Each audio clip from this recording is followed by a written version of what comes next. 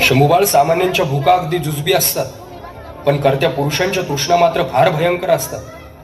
त्यात राजतृष्णेसारखी दुसरी जहरी तहान नाही. प्रसंगी लेकरे बापाचा गळा घोटतात, माता वैरिणी होतात. ज्या रायगडावर प्रत्यक्ष आमच्यावर 2 वेळा विषप्रयोग झाला, तिथे आम्ही नसताना आपण सुरक्षित राहू शकला असता का?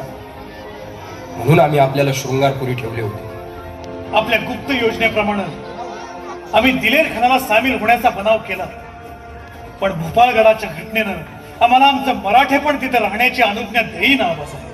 शंभूबाळ, आपण आमच्याशी झगडा झाल्याचा बनाव करून दिलेर खानात सामील व्हायचं, स्वतंत्र राजा म्हणून सद्य फिरवायचे, आमच्यापासून तुटलेले लोक एकत्र करून एक मोठ बनवायचे आणि आम्ही दख्खनेतल्या सर्व सत्ता एकत्र करायच्या.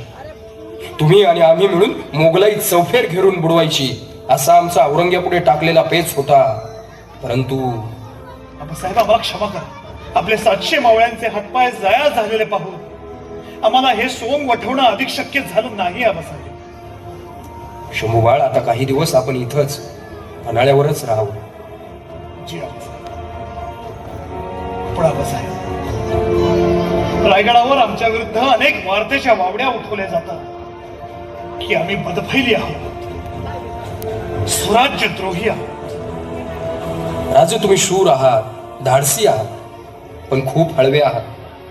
तुमचे बुधभूषणम, नखशिकांत, नायिका भेद, 7 शतक हे ग्रंथ आम्ही वाचले आहेत. संस्कृत आणि ब्रज भाषांवरील आपले प्रभुत्वही आम्ही जाणतो. जन्मदात्री आई तुम्ही 2 वर्षांच्या असताना तुम्हाला सोडून गेली. कापूरहोळच्या धाराऊ तुमच्या दूध आई झाल्या, पण सोयरा राणी साहेब नाही. आबासाहेब, त्यांच्याबद्दल आमच्या मनात कोणतीच तक्रार नाही. आमच्या सोयरा महासाहेब निर्मळ मनाच्या आणि रामराजे तर आमची सावलीच. पण अष्टप्रधान शंभूराजे, या मुलखातल्या एखाद्या गुराखी पोरावर विश्वास ठेवा, पण आपल्या भोवताली या सरंजामशाहीच्या वृत्तीने वागणाऱ्या लोकांवर विश्वास ठेवू नका. वतनासाठी फितुरी करणारे आणि सत्तेची काजूगिरी बिनबोबाट खाता यावीत यासाठी कागदी घोडे नाचवणारे